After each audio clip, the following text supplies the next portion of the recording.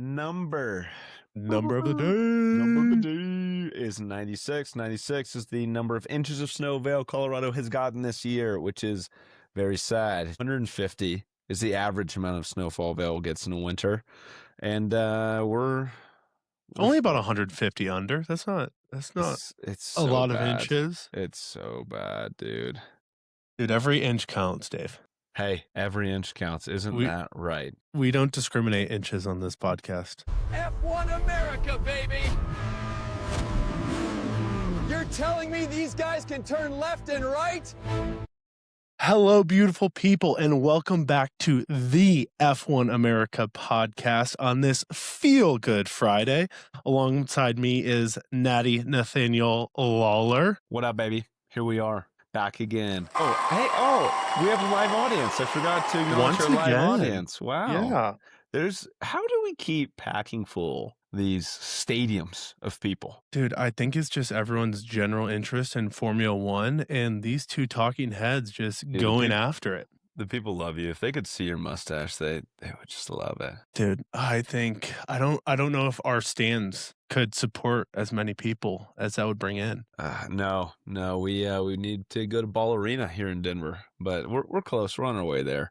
Dude, how we doing? What's the day been like? Day is dude, we just chilling. We're just chilling. It's cold as heck. Colorado just keeps doing this weird thing. If you're not familiar with Colorado, typically our winters are just pretty snowy and cold, but Nice. We've had probably more competition trying to get tee times this winter than we have trying to get on the slopes, just because it's been so sunny and so nice. But this week it's freezing. Yeah, I got a lot of friends playing golf, which is super lame. Golf is a lame sport. I'm sure I would love it if I played, but I don't. Yeah, dude, the tricky part about Colorado is you can only do so many activities because not all of us are millionaires. Oh gosh, would be nice. Would be nice. What about you, Dave? What have you been up to? Oh, working today, and now here we are. But dude, I'm trying to go ski tomorrow. So I never buy a ski pass because I'm always skiing in the backcountry, and I'm trying to find someone with an Epic Pass, which it goes to Vail Resort, because I want to go out of a backcountry gate at Vail tomorrow, but I cannot for the life of me find someone with an Epic Pass. And it's me and another buddy, and I've got one for him, but I need one for me. So I've been asking everyone I know. So if you have a Vail Pass, DM Natty. Yeah, I'm probably going to go skiing before you ever listen to this, but let me know. Let me know. That would be sick. Also, if you're Vail Resorts, I'm definitely not poaching anyone's pass. That's not happening. No. That does not happen. No, I'm buying a day ticket for $325. Yeah, like everyone should. Yeah, that's totally fair. Totally fair. I also just realized, Talk to me. I've been calling you Dave just unconsciously. Yeah, which we we explain it. Yeah, we need to provide some context there. So Matt calls me Dave. I call Matt Dave. Everyone, our friends, we call each other Dave a lot because there's this guy in college named Dave who just kept popping up everywhere, and he kind of became this meme to us. He was this like stoner guy, really funny, and we all started calling one another Dave. It's not that funny, but we're in this strange situation where everyone's referred to as Dave. If you're in the inner circle, you're just Dave. Yeah, it's like guy. It's like hey buddy, or like yeah, hey pal. It is just the everyman name, which is probably so confusing to anyone. They're like, is Nathaniel's name Nathaniel or Dave? Yeah, I thought the co-host name was Natty, not Dave. Dave. Yeah. So, and if you're feeling really frisky, it'll get to Carlos. Oh gosh, that's frisky, dude. I'm not here, man. No, that's Carlos Sainz, baby. Yeah, so that's Dave. We're kind of weird like that. We might call one another Dave. But if your name's Dave, you're a legend. Yeah. Anyways, well, I just wanted to offer some context there because I will unintentionally just refer to Natty as Dave. So if you ever hear Dave, it's a general term for Dave. Crazy. It's so gnar. All right. Well, more importantly, right now, the Olympics are going on. Give me a quick update, Matt, on medal count. Where are we at? Oh, medal count. Well, currently, Norway is in first place. They have 37 total medals. They're crushing it. Bro, they live for this. 17 of them are gold. And then the next highest is US and Italy tied at 9. So That's almost insane. doubled the amount of gold. Dude, Norway, it's off. You are absolutely crushing it. I don't know if we can come back. I Like, bet there they are get slayed in the Summer Olympics, but they're built for the Winter Olympics. Yeah, it's insane. And then also Russia is not allowed to compete this year because Russia stuff is still going on. Wait, Which- how long are they not allowed to compete for? Dave, I have no idea. Apparently, Russian Olympic athletes are allowed to compete, but they're not allowed to compete under the Russian flag. So they have to be a unbiased Olympian. That's weird. Okay. So, Crazy. yeah, but Norway's in the lead at 37 total medals. United States is at 27, followed closely by Italy at 26. Italy's kind of kicking butt, dude. That's Yeah. awesome for them. I mean, that would be so fun to be an Italian and the Olympic Games are in Italy. Yeah. And you or your freaking people are there celebrating. That would be so sick. It would be. I mean, if you've never been to Italy, it's also just such a vibe. Italy is awesome. Milan. I love Shout out Beneath the Scarlet Sky. Great book. If you haven't read it, starts in Milan, Italy. Sick book. It's so sad. It's so sad. But it's also so joyful. It's just go look at the reviews on Amazon. You'll understand. Dude, what do we not talk about here? We're getting book reviews in. We're getting Olympics on. We're talking about weather forecasting and F1. We're an eclectic podcast and not sponsored by Rain. You just held us that we are not sponsored by Rain Energy. No, we have no sponsors right now. If anyone wants to pay Matt and I to absolutely chirp, we will. We'll take your money. We will take your money and we will tout from the mountains whatever your brand is.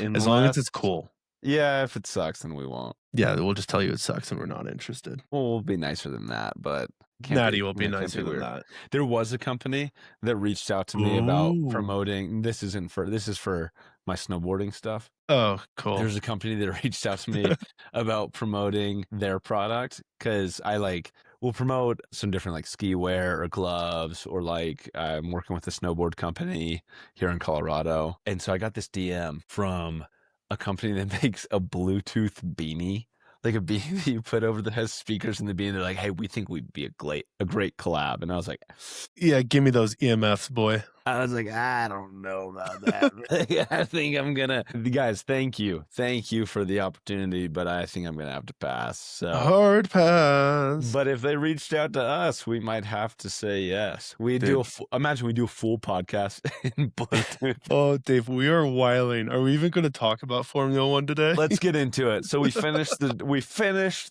2025 season. Matt, give me like a 1 out of 10, or is there a better scale to do? Okay, let me think. If you were to place the 2025 F1 season in a specific grocery aisle in the grocery store, what aisle would this season be in and why? That's a great question. That's how I want us to review the 2025 season.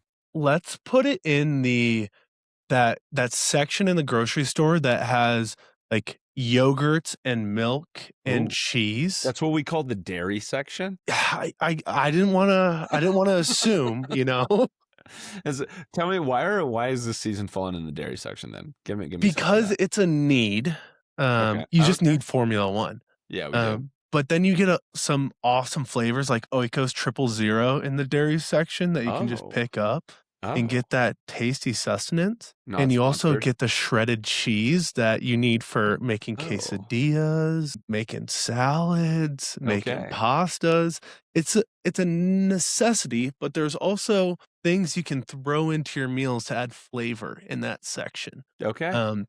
But it's definitely not the most standout section, I would say, in the grocery store. So I would give it a dairy section review. But Natty, my question to you is if you would have to relate this F1 season to a gas station snack, what would it be? Wait, was that actually did you come prepared with that question? Or no, dude, I just thought about that up on the spot. I was like, whoa, if that was, because I just threw that grocery store off top of the dome. Gas station snack. Okay, that's a really good one too. So I might go with gas station pizza. I think about this season as a slice of 7-Eleven pizza. Whoa. Because, throughout I was excited about it going into it. There was some need for something good, and so I needed something some sustenance, not just like some crackers or anything. And I was hungry, looking for something to really consume. And then I started eating it and it was great and I was really enjoying it.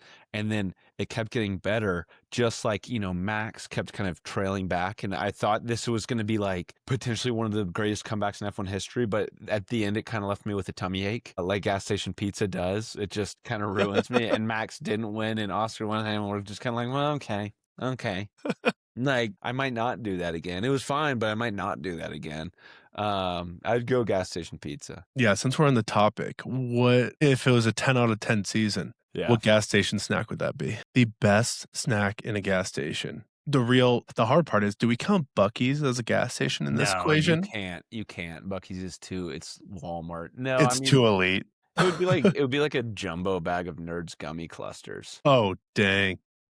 That's a 10 out of 10 season. It's like everything you want and more, and leaves. It's just perfect. And what's a 1 out of 10? 1 out of 10. Oh gosh. Pork rinds. Pork rinds or expired combos. Combos, blast from the past. Dude, yeah, probably expired combos is a 1 out of 10. Or just like no, I gotta go with combos. But yeah, so I love it, Natty. Bigger takeaways from the season. Let's do a quick wrap up and review. Yeah, bigger takeaways from the season without spending too much time on it and trying to go nuanced and knowing that a lot of our listeners aren't going to go back and watch the past season. I would say some huge takeaways from me this past season were the rookies in Formula One. All of them are legit. Like, all of them performed significantly better than I expected, which just means the tier of racing drivers in Formula One, especially this next year, are going to be top notch, which hopefully means that racing in general will be pretty darn good. No, I'm with you. Like, Kimi Antonelli was insane. Isaac Hadjar looks like he's going to be an absolute dog. Which, yeah, who's he racing for again in this coming season? He's Red Bull. He's driver 2 with Red Bull, yeah? Yep, Hadjar's driver 2 at Red Bull. Yeah, he's with Max. Adios. See you later, Yuki. So yeah, rookies were sick. It was fun to watch them. I also think it was nice to have what felt like war between 3 drivers rather than 2. I think we're used to like the Lewis Hamilton and Max Verstappen like 1v1 battling throughout the season. For sure. But with 2 really strong McLaren drivers in Oscar and in Lando, and then Max, it was fun to have kind of a 3-piece chicken nugget. I mean, I thought that was sick. It was like a little bit more entertaining because there was just more jockeying for position, and it was cool. Cool to see. Yeah, I would completely agree on that. It's more fun when there's more than one person that could win the drivers' championship. Yes. Yeah. Just because you could have a race weekend like Las Vegas where Oscar and Lando get no points, but Max finishes first. Totally. And then it shifts the whole next couple of races. So that definitely adds to it. So I hope we get, God, I would love 4 different teams and 4 different drivers going for the drivers' championship. It would be awesome. It would be really, really cool if there was like more of an even playing field. Oh, let's talk about the drivers first. I am seeing that. Yeah, I thought this was a good place to wrap up this season, is kind of talk. Okay. Let's just list it, talk about where teams ended up and then where drivers ended up, because there's going to be a lot of change this next year with a whole new team coming in and some new drivers and old drivers leaving and old drivers returning to Formula One. So I figured we cap off what happened with the teams and drivers last season. Okay. And just knowing that a lot of our listeners don't know who's on what team and who's who. Yeah. So just ripping down the list when it comes to drivers, going from 1st to 21st, because we had some drivers leave midseason, because typically we would have 20 drivers, but we have 21 because we've dropped some drivers and added some throughout the season. Lando Norris was your drivers champion, and he ended the season with 423 points, followed by Max Verstappen at Red Bull Racing with 421 points. Now, those are the only close points that I'm going to mention, but as far as just running down the list, Oscar in 3rd with McLaren Racing, George Russell in 4th with Mercedes, Charles Leclerc with Ferrari in 5th, Lewis Hamilton with Ferrari in 6th. Then Kimi Antonelli, rookie driver, in 7th place with Mercedes. Then Alex Albon in 8th with Williams Racing, followed by his teammate Carlos Sainz at Williams Racing. Then Which I'll even say real quick, that was pretty cool. Like Williams, not too many years ago, was dead last. And were like kind of the laughing stock of F1. 100%. You know, typically it's with F1, I feel like I hear people talk about the team standings with the front running teams and the people might say like a midfield or like back of the pack teams. So there's almost like two different categories. Like lately it's been McLaren, Red Bull, Mercedes, and Ferrari are the top 4 teams that are like really competitive at the front. And then these other 6 teams at the back. I've just been super impressed by Williams. Like the fact that they have both their drivers in 8th and 9th place, they are solidly the best team at that second grouping of teams, which is a pretty big deal. Like, and you'll hear Natty just used the term midfield. You'll hear that term a lot this next season because there's the front runners like Natty just said, and then the midfield are everyone who's competitive but not winning a ton of races, but could surprise you and pop onto the podium. And Williams was dead last a couple years and not too long ago, and now they're the top of the midfield. But followed by Carlos, we have Fernando Alonso, everyone's favorite F1 driver, sitting in P10, racing for Aston Martin. Yeah, he's awesome. Nico Hülkenberg. For Kick Sauber at 11. Isaac Hadjar, rookie, Racing Bulls, which is Visa Cash App. They're Red Bull's secondary team. And then Isaac was in 12th. Oliver Behrman for Haas F1 team in 13th. Also a rookie. Liam Lawson for Racing Bulls in 14th. Esteban Ocon for Haas in 15th. Lance Stroll, surprisingly, in 16th for Aston Martin. Which is crazy that he did better than Yuki. Well, technically he tied Yuki, but Yuki got shifted to that Red Bull seat, so I think he lost out on some points there. But anyways. So Yuki in 17th for Red Bull Racing. Earlier in the season, he was at the Racing Bulls, the Visa Cash App car, this Red Bull's second team, but then he got called up to the Red Bull seat. Pierre Gasly in 18th for Alpine, and then Gabriel Bortoleto for Kick Sauber in 19th, Franco Colapinto for Alpine in 20th, and then Jack Doohan in last for Alpine. Jack Doohan started off the season in Alpine and then got dropped. So that's why we have 21 drivers on that list. Yeah. Okay. And then, so going to this next season, let's see, let me pull this up. Yeah, well, you're pulling it up. Changes. Yeah, go for it. Well, you're pulling it up, just recapping so you get an understanding of the teams. Just running through the top 10 teams from first to second: McLaren, Mercedes, Red Bull Racing, Ferrari. So like Nadia was talking about, those are always top 4 teams, and they vary in where they finish the season based on total points between both drivers. And then top of the midfield was Williams, and then Racing Bulls, and then Aston Martin, then Haas, then Kick Sauber, and then Alpine came in last place. Yeah, Alpine kind of sucked this year.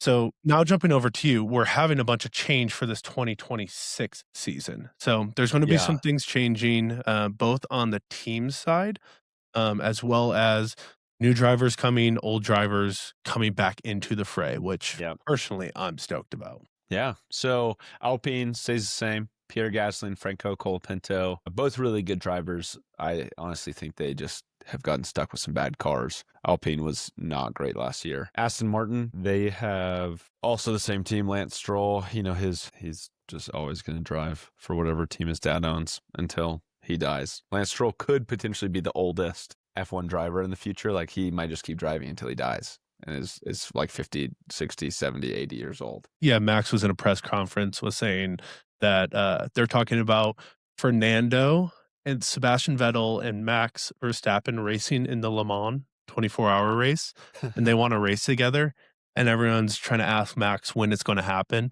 And his response was, well, I've been hearing that Fernando's going to race until he's 75, so I've plenty of time to figure that out. That's so funny, dude. Fernando is old. He's like 42, right? Yeah, he's the oldest driver on the grid. It's crazy. He's a dog too. Okay, so Aston Martin's the same. We have a change of team name. Kick Sauber was purchased by Audi. Yep. So Audi's joining. So that's like a new team, basically. Kick Sauber's out, Audi is in, but they kept basically the infrastructure and then their drivers. So they have Nico Hulkenberg and Gabriel Bortoleto. Gabby he's a good driver. Something different about this year, we have 11 teams instead of 10. And 22 drivers. 22 drivers, which is pretty exciting. I think that would be cool just to see more cars on the grid, more that can happen. And with that is the introduction of a new team, Cadillac. Cadillac is the first American constructor. USA. Like true constructor. So it's sick. Cadillac is building their car versus Haas, is technically an American-owned team, but they outsource everything. And I'm pretty sure their factory is even in the UK. Yeah, they use Ferrari engines. Yeah.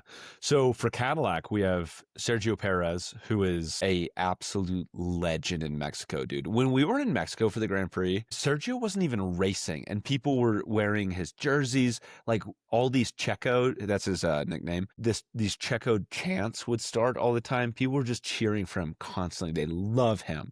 And then also, we have Valtteri Bottas, who is one of the most likable drivers in F1. Arguably the most likable team on the grid. No, everyone loves these drivers. I think Cadillac is going to take over just because they have chosen these two guys who are both great drivers. Like, let's be honest, they're really, really good drivers, have won a ton of races, and they're so likable. Anyways, that's Cadillac. Ferrari, same team, Charles Leclerc and Lewis Hamilton. Haas, same team, Esteban Ocon and Oliver Behrman. Piastri and Norris with McLaren, no change there. Obviously, those guys are the GOATs. Mercedes has not made a change as well. They still have George Russell and Kimi Antonelli. That will be a good fight to see who's the number one driver there. Yeah, I agree. I mean, Kimi had a phenomenal year. George has the experience. A lot of people are favoriting him to win the Drivers' Championship, but we'll see. Yeah, Kimi can fight for it for sure. We'll see. Yeah, I think Kimi's kind of a dog. First, I'll do Red Bull. Red Bull has Max. Yuki got dropped, so Yuki is gone. Isaac Hadjar bumped up from Racing Bulls, and now is he's Max's teammate, which Isaac is maybe the most promising driver, I would say, to take the spot of Max's teammate in recent years, which is there's something to talk about there, which we can maybe talk about another time, of just how hard it is to be Max's teammate. Anyways, for Racing Bulls, you still have Liam Lawson, and in the spot of Isaac Hadjar, we have a new rookie coming in, Arvid Lindblad. Where's he from? He is from the UK. UK. He was kind of a dog in F2. Yeah, and that goes back to our whole conversation asked by listener Ryan, was asking, how do you become an F1 driver? Program. Yeah. And so Arvid was dominating the F2 series, and typically that's how it goes, is when you absolutely cook in F2, you just get eyes on you, and there might be some other racers who deserve an F1 spot, but because Racing Bulls is a Red Bull team, they have their kind of junior drivers in their kind of like the minor league. It's like you have a minor league team, and if you're on one minor league team, you might be more set up to go into the MLB, like with that specific team, right? Exactly. So I think about it like hockey. We're here in Colorado. The Eagles are in Northern Colorado. They feed the Colorado Avalanche team. So it's like if you had a player on the Eagles and Colorado wanted to pull him up to the Avs, they would pull him from their team. Cool. Similar to F2 is Arvid is a Red Bull driver pulling him up to race with Racing Bulls, their second team in Formula One. Mercedes has their junior drivers. Ferrari has their junior drivers. It goes all the way down. But he's the new face on the grid this year. Okay. Cool. And then last but not least, we've got Williams, same team, Carlos Sainz, Alex Albon, both great. No, it's a fun grid. It's a super fun grid. I'd say I haven't really had an alliance to a team like in my entire love of F1. I feel like early on I liked Red Bull because I really liked Sebastian Vettel, and I kind of followed him around as he went to a few different teams. But now I am solidly a Cadillac fan. Yeah, I think we as a podcast have to jump on the Cadillac bandwagon. Yeah, and there's no bandwagon. I think it's just like we're Fair. freaking We're the start. we're F1 America. If you're listening to this podcast, we implore, that's the word. I know vocab. We implore you to be Cadillac fans. So anyways.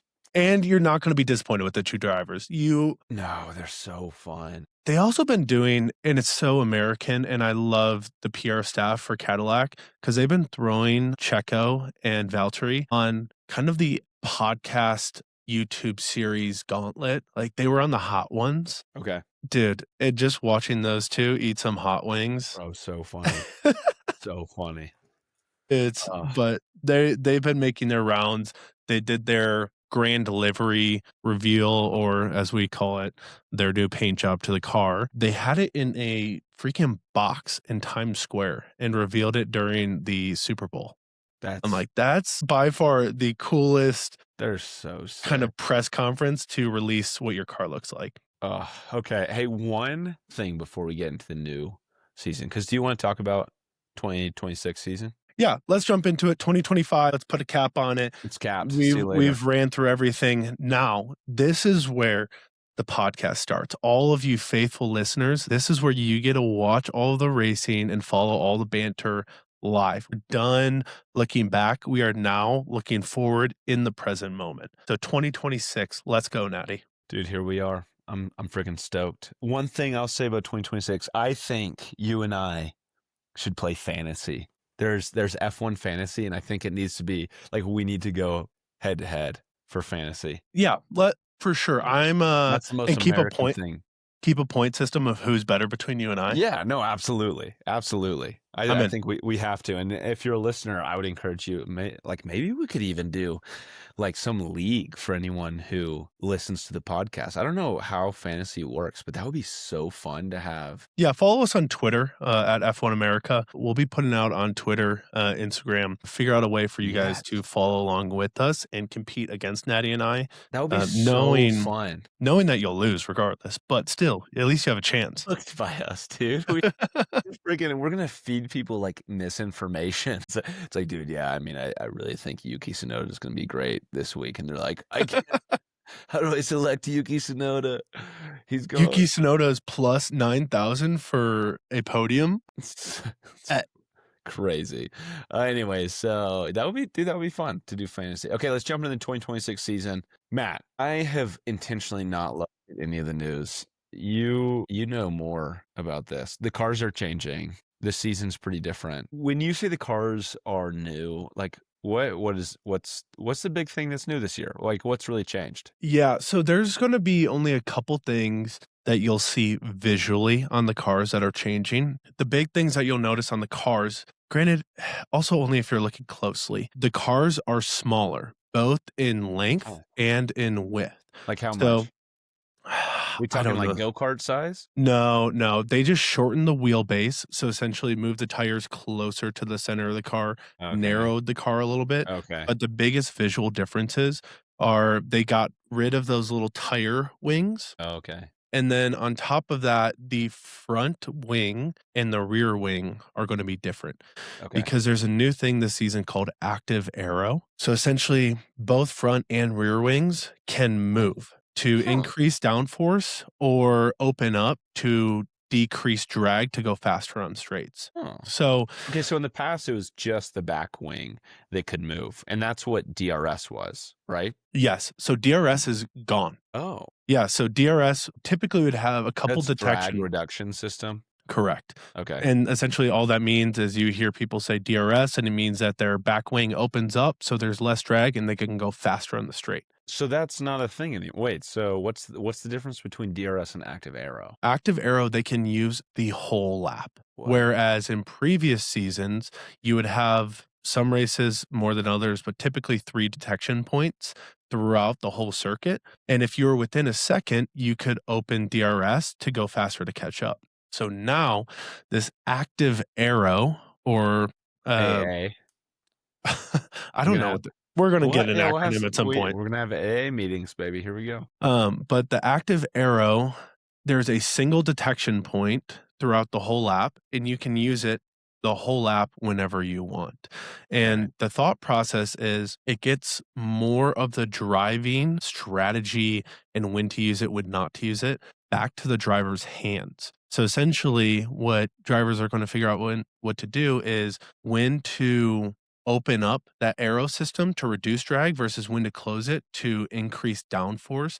Downforce is helpful in cornering to corner faster without losing grip. And then opening up the aero helps you on the straights. So you can use it the whole lap whenever you deem fit.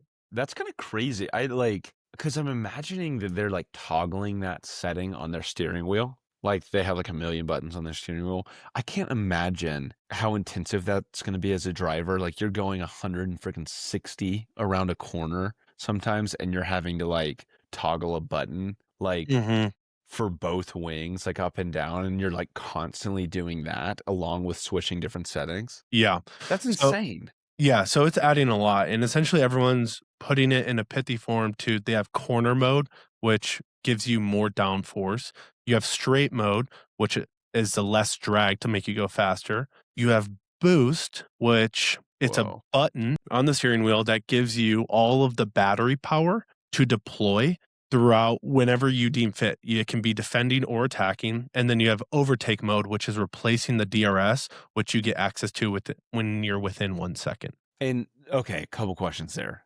Overtake mode, which is similar to DRS, is that like an aerodynamic configuration, or is that like similar to boost? It's similar to boost in that it just gives you all the power available to the car. Now, where it's getting tricky, and the biggest contention point within this season is that we are in a hybrid era. So Formula One is doing everything they can to be essentially net zero in carbon emissions. Yeah. So what they're doing, we're down for decreased carbon emissions. I don't love global warming this ski season. I plead the fifth. Matt's pro big oil. I need to get that on the books. If this is F1 America, Matt is a freaking oil super pack right here. I am freaking Greenpeace over here. I'm down to reduce carbon emissions, but don't take away my V12 engine. Amen. I'm like, let's get rid of the catalytic converters and just straight pipe these things. Well, I mean, that's not going to make a difference, like the actual emissions of the cars. I'm down for them to be like, net zero as far as transportation and everything they're trying to do. But like, so the problem is how they're doing it though, Natty. So this year, the easiest way to think about it is if you have 1,000 horsepower in the car, 500 of that horsepower is going to be from a battery within the car, and then 500 is going to be from the engine. So it's an even split, 50% battery, 50% engine. And what was it last year? Like 70-30? It was, I don't know how to do the math, but they have over 3 times more battery power than they did last year. So if I'm doing them, I don't know how to do that math quickly. So they have 3 times more battery power than they had last year. And then 3 times less engine power. 16.67% battery then, and then that would be kind of 50 divided by 3, and then so like 70 something, 80 something. Yeah, so a lot of the true F1 purists are saying it's stupid because Formula One is meant to be the peak of motorsports. If we wanted more battery power, then we would just watch Formula E, which is full electric racing. Yeah, they already have that. So that's where a lot of the controversy is.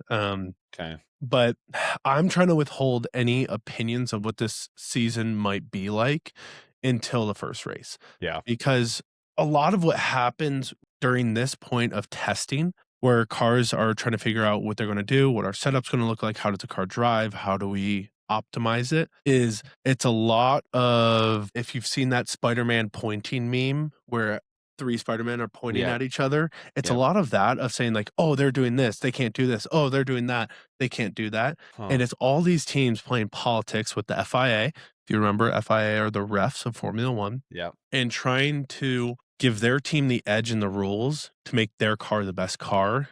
Strictly from a regulation standpoint. So So It's what kind just of changes like are teams mainly making outside of like the aero stuff of active aero, like you mentioned? Like what are the other like big things that people are doing? Yeah, the big talking points right now come to let me back up. So, Okay. Natty, I don't think you even know this, but there are Probably don't. 4 categories of regulations or rules within Formula One.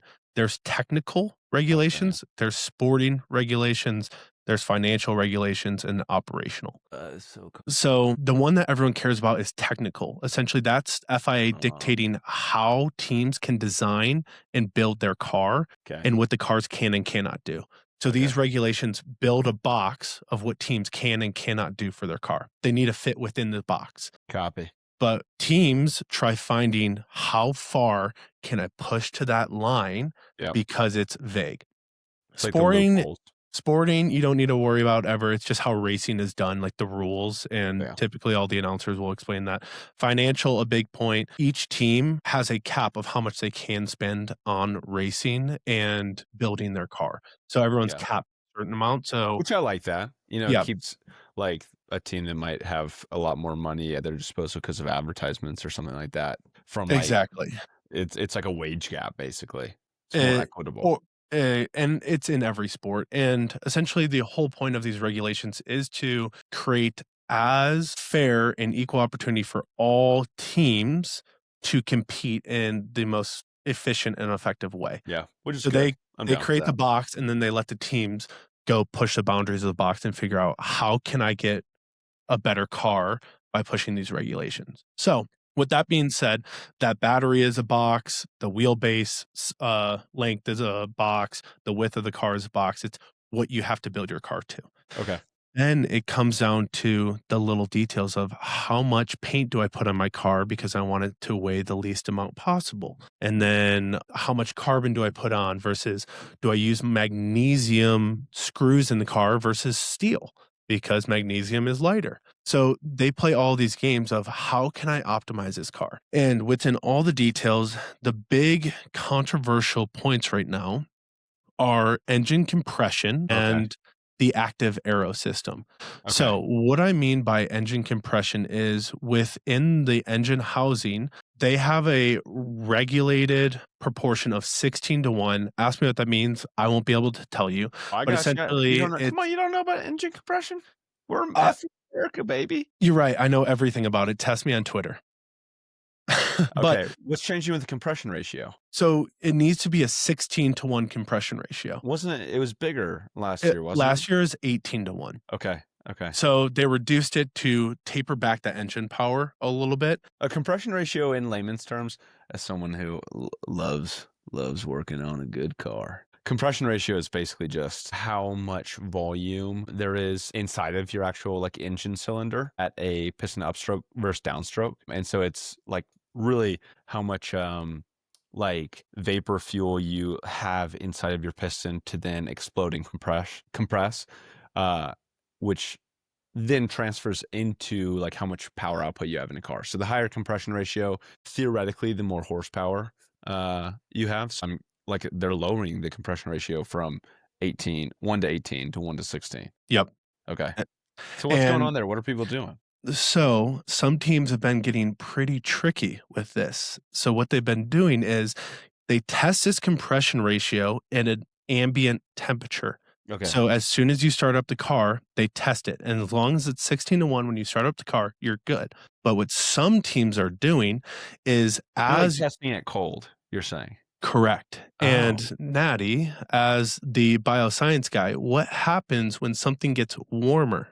It expands. So what teams have been doing is as a car continues to run, that engine cylinder heats up and it expands so they can get a compression rate of 18:1. So they're getting back. The piston expand too? So that's where it's an engineering. I don't know how they're doing it, but what they've managed to do is get an 18:1 compression ratio when the engine is running at temp. Whoa. Wait, so who all's doing that? Right now, the biggest culprits are Mercedes engines. And dude, that's crazy. People are so smart. Dude, it's like, who would think about that? It's like, oh, but if I get it warm enough, then I can get that compression ratio higher down. compression ratio, and only because the like limitations of testing are because it's tested while cold. Mhm. That's So crazy. they're saying, hey, when you test us, we're compliant. You didn't say that it needs to be running at maximum temperature. My It's tested at gosh. ambient. And then the other tricky thing going on is the active aero. Okay. And there's still a lot of speculation on what's going to happen with it. But essentially, the rear wings have just dropped down flat pretty much. Okay. And just imagine the actuator of going on a 45-degree angle and then dropping down to a 90-degree angle. Yeah, I guess 0 or yeah.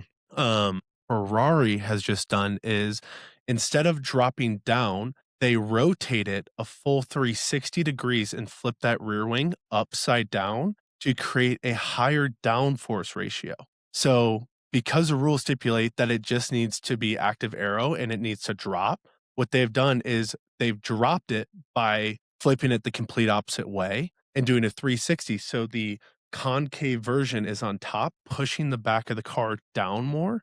So they're complying to the regulations by having the rear wing drop, but they're just flipping it around the other way so it's that like the a bottom low of the pressure, wing. high pressure. Exactly. So there's some wild things happening, and this is standard during this time of the season where Yeah. everyone's trying to push, what can I get away with? How can I do this? Dude, But- it's pretty cool. It's like a bunch of smart people just being nerds and breaking the rules. It's awesome. And then everyone starts complaining about can't do that, can do that. It's quite literally the Spider-Man meme. Well, it's so funny too, because like everyone who's complaining at other teams doing stuff is like, we should have thought of this. It's so everyone's pointing fingers just because they weren't first to the door, like with these innovations.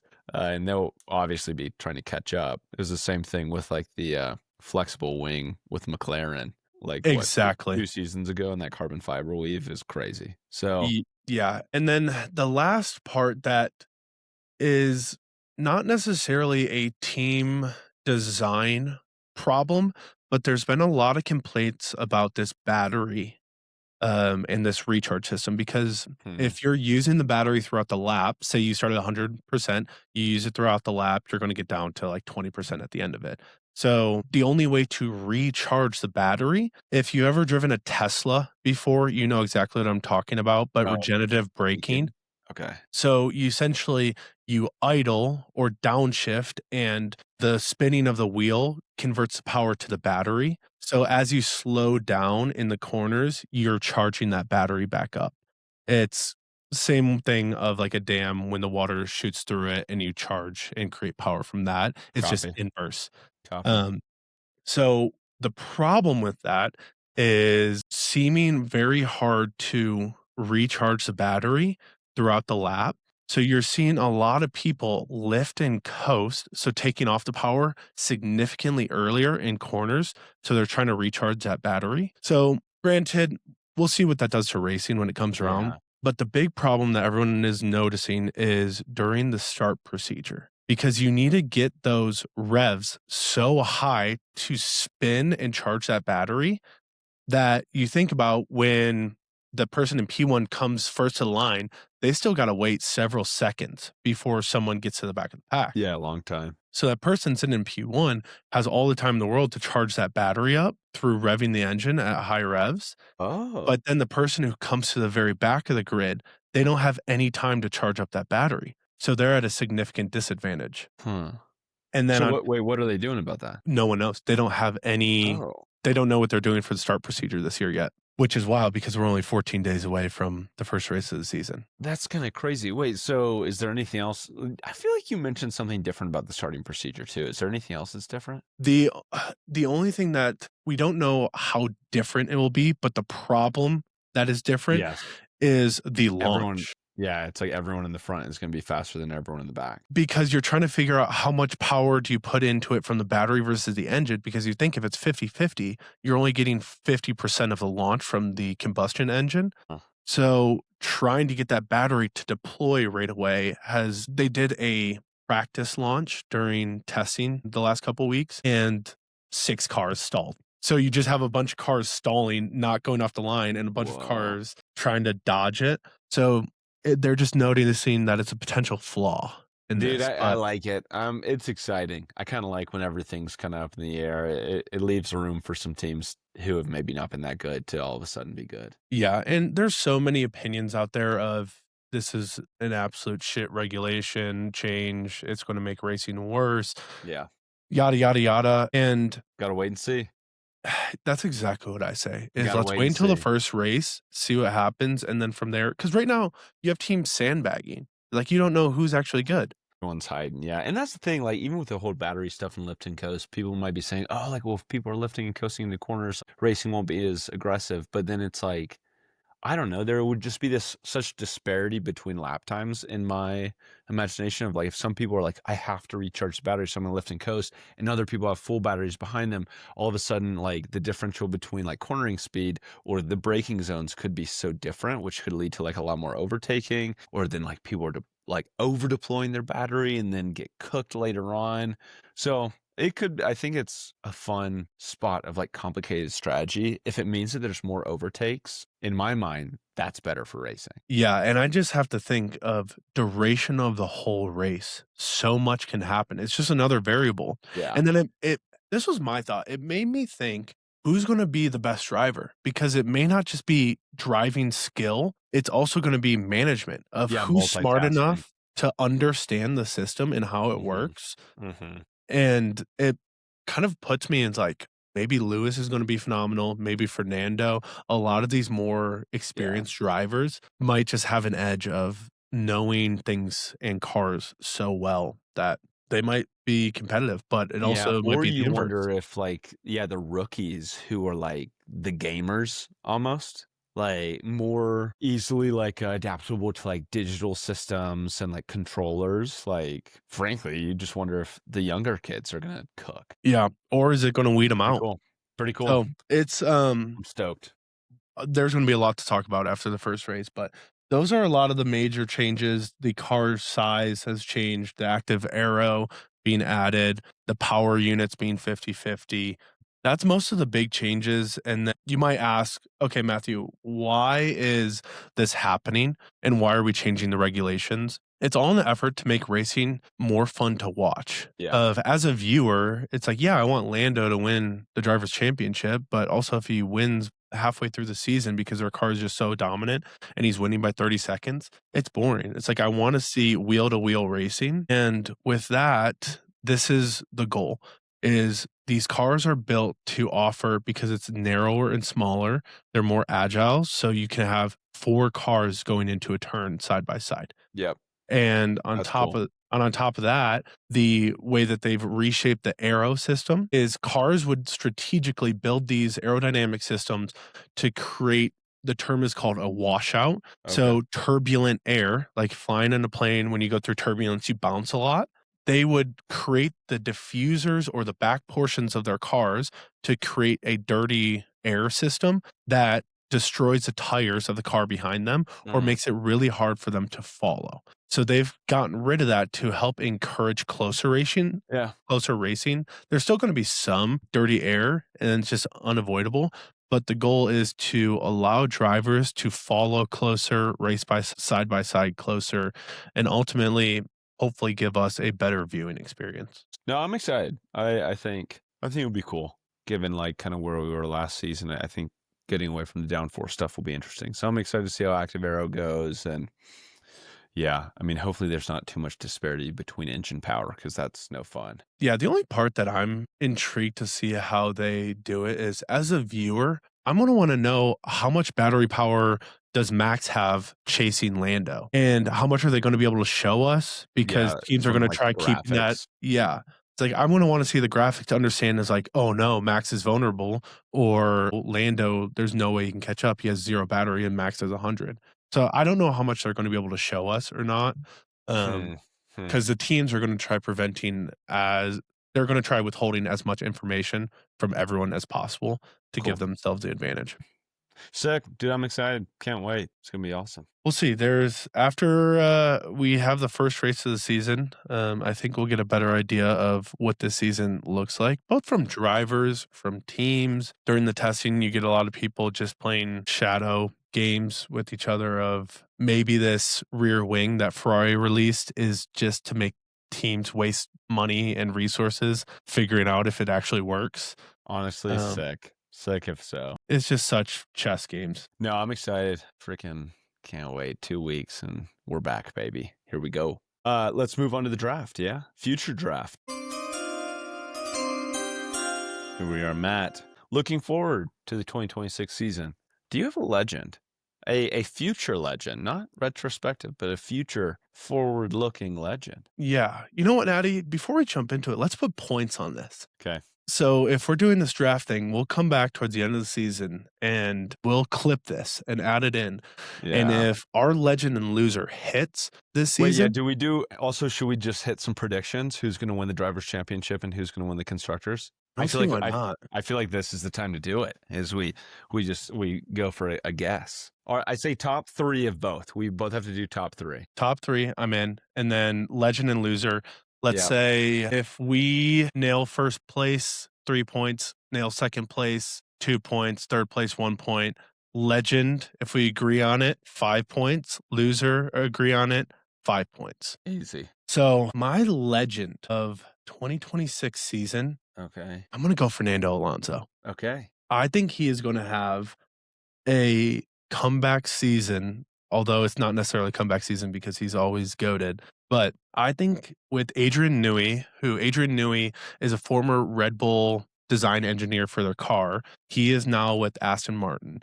So there's a lot of talk about him building a phenomenal car at Aston Martin. There's also a lot of talk right now that their car could be absolute dog turds. Yeah, we honestly don't know. So no one has an idea. I'm calling my shot is Fernando Alonso end of the year for 2026. What about you? Okay. This is interesting. I feel like if we're going driver who's like the real legend, I think this is the year Charles Leclerc makes his claim. I think he's in a fight for the title. He's either first or second in the Drivers' Championship. I think he is going to go the distance and have a pivotal year for his career. Charles Leclerc. Okay. And Natty, what about your loser of the year? Who's going to be the biggest loser? Oh gosh. I mean, there's a layup here. Okay, no Lance Stroll. No Lance Stroll. We can't say Lance. I'm thinking that I want Cadillac to do so good. I really want them to do so good. I think Audi as a team is a loser. And I'm going to guess that Audi is dead last. And is really, really bad this year. I think they're going to have a miserable season. That's a fair claim. I can totally see it. I was looking at this grid thinking, okay, who's going to lose their seat this year? Oh, okay. And that was how I was looking at the loser. And I'm going loser of the year, Esteban Ocon. Yeah, I could see that. He might not lose his seat. I'm not saying he needs to lose his seat to get this point, but I think that Oliver is going to outperform him, and there's going to be a lot of questions within the Haas team of we need to give someone else a shot because Esteban is too experienced to not be producing the way Ollie is. Yeah, I mean, if we're going single driver, then I'm going to go with Franco Colapinto. He had 0 points last year, and I think he's going to get kicked after this year. Oh, damn, that's such a layup. I don't think he's that good. That's so sad. Alpine is also just such horse crap. So, but I mean, Pierre got 22 points, which isn't nothing. You know, he was just remarkably better than Franco. Yeah, I can totally see him losing his seat. Yeah. But okay, all right. So top 3, I think for drivers first, Drivers Championship. Yep, Drivers Championship first. We cannot pick the same person. So let's say I say Max. Okay, P1. Yeah. You cannot say Max. Okay, cool. Rock, paper, scissors for who goes first. All right, ready? Rock, paper, scissors, shoot. Rock, paper, scissors, shoot. Okay, paper on you. I get to go first. I think. I'm gonna go safe bet.